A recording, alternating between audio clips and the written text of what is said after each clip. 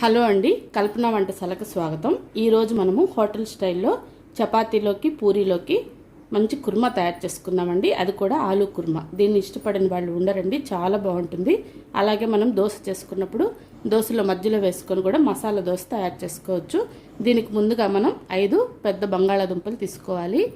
3 ఉల్లిపాయలు తీసుకొని ఇలా సన్నగా పొడవుగా కట్ చేసుకోవాలి. కారానికి సరిపడా పచ్చిమిరపకాయలండి. ఇందులో కారం పొడి వేయము. ఓన్లీ పచ్చిమిరపకాయలతోనే మనకు తగిన కారం రావాలి కాబట్టి కొంచెం తగిన విధంగా నేను ఇక్కడ 6 పచ్చిమిరపకాయలు తీసుకొని సన్నగా పొడవుగా కట్ చేసి పెట్టుకున్నాను. అలాగే కరివేపాకు కొద్దిగా, కొత్తిమీర, పోపు గింజలు 1 టేబుల్ స్పూను, ఆవాలు, మినపప్పు, పచ్చెనగపప్పు వేసుకోవాలి. ఇందులో ముఖ్యంగా మనం వేయాల్సింది శనగపిండి అండి. ఇది ఒక 2 టీ స్పూన్లు తీసుకోవాలి. ఇప్పుడు తయారీ విధానం చూద్దాము. కల్పన తెలుగు స్టోరీస్ ఛానల్ స్టార్ట్ చేశామండి. లింక్ డిస్క్రిప్షన్లో ఉంది. ఒకసారి చూసి మీ అభిప్రాయాలను తెలియజేయండి. తీసుకున్న ఆలుగడ్డల్ని ఇలా మధ్యలోకి కట్ చేసేసి కుక్కర్ గిన్నెలో వేసుకొని తగినన్ని నీళ్లు వేసుకొని 1/2 టీ స్పూన్ పసుపు, 1/2 టీ స్పూన్ సాల్ట్ వేసుకోవాలి. మనం తీసుకున్న ఆలుగడ్డలకు సరిపోయే విధంగా సాల్ట్ ఇక్కడ వేసుకోవాలి. నేను ఇంతకుముందు ఇంగ్రీడియంట్స్లో ఉప్పు, పసుపు చూపించలేదండి.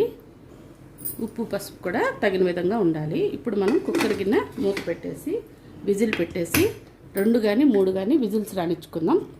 కుక్కర్ విజిల్ వచ్చినంతసేపు మనం ఆగాల్సిన అవసరం లేదండి. ఈలోగా మనం మరొక బర్నర్ మీద ఒక పెనం పెట్టేసి అందులోకి 2 టేబుల్ స్పూన్ నూనె వేసుకొని వేడి చేసుకోవాలి. అక్కడ విజిల్ వచ్చేలోపల మనకి ఇక్కడ కర్రీ కూడా ఆల్మోస్ట్ తయారైపోతుంది. నూనె కాగిన తర్వాత పోపు గింజలు, కరివేపాకు,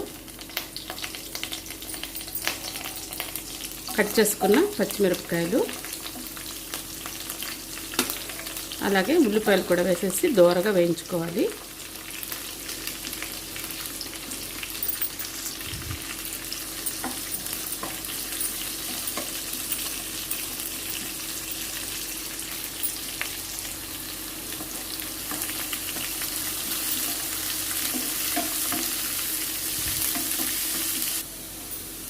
ఉల్లిపాయలు మరీ ఎర్రగా వేగకూడదండి. ఇలా కొంచెం మెత్తబడేంత వరకు వేగి పచ్చిమిరపకాయలు కూడా ఇలా దోరగా కలర్ వస్తే చాలండి. ఇప్పుడు మనం మంట తగ్గించేసుకొని ఇందులో మళ్ళీ మనం 1/2 టీ స్పూన్ పసుపు, అలాగే ఒక పెద్ద గ్లాస్ నిండా నీళ్లు వేసేసుకోవాలి.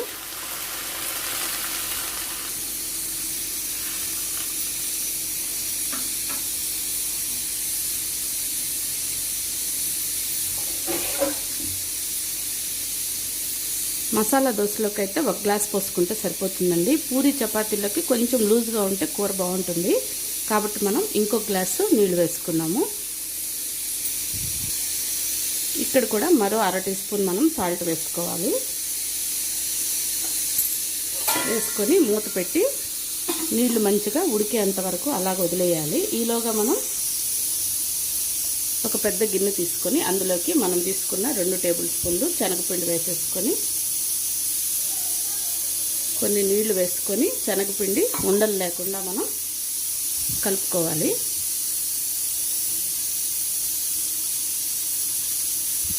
ఇలాగ ఉండలు లేకుండా మనం లూజ్గా కలుపుకోవాలి. కుక్కర్ విజిల్ వచ్చి ప్రెషర్ పోయిన తర్వాత మనం ఆలుగడ్డలు ఇలా స్ట్రెయిన్ చేసేసుకోవాలి. వీటిని చల్లార్చుకున్న తర్వాత తొక్క తీసి పెట్టుకోవాలి.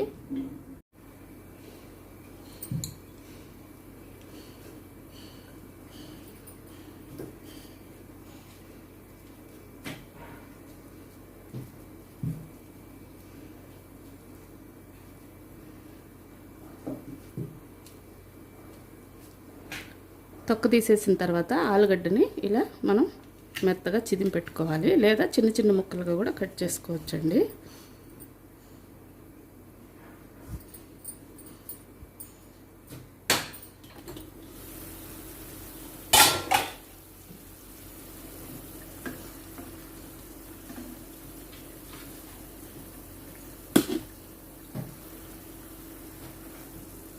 ఇలా తెల్లేటప్పుడు మనం చిదిమి పెట్టుకున్న ఆలుగడ్డని వేసేసుకోవాలి.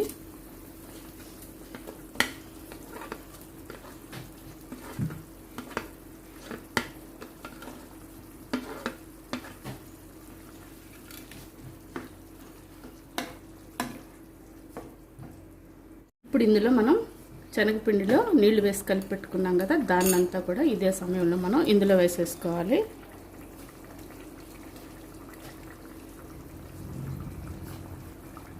ఇప్పుడు ఒకసారి మొత్తం మిక్స్ చేసేసి ఉప్పు చూసుకోవాలి, సరిపోకపోతే వేసుకోవచ్చు.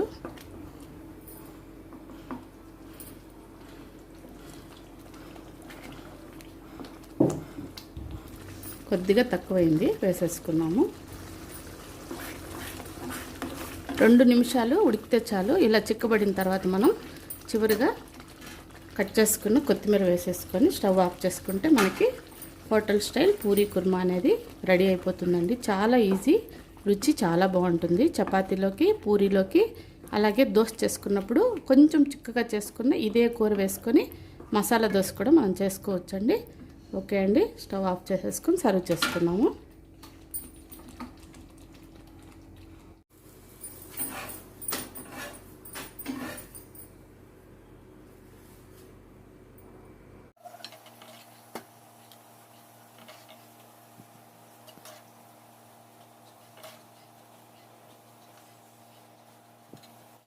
అంతే అండి, చూసారు కదా, సింపుల్గా ఈ పద్ధతిలో పూరీ కుర్మా తయారు చేసుకొని హ్యాపీగా తినండి. చాలా చాలా బాగుంటుంది. ఓకే అండి, మా ఈ పూరీ కుర్మా మీకు నచ్చినట్లయితే లైక్ చేసి, షేర్ చేసి, సబ్స్క్రైబ్ చేసుకొని పక్కనే ఉన్న బెల్ ఐకాన్ని నొక్కి అందులో ఉన్న మరిన్ని రెసిపీస్ మీరు అన్నీ కూడా చూడండి. నచ్చితే షేర్ చేయండి. ఓకే అండి, మరో రెసిపీతో మళ్ళీ కలుద్దాం. Thank you for watching. Bye అండి.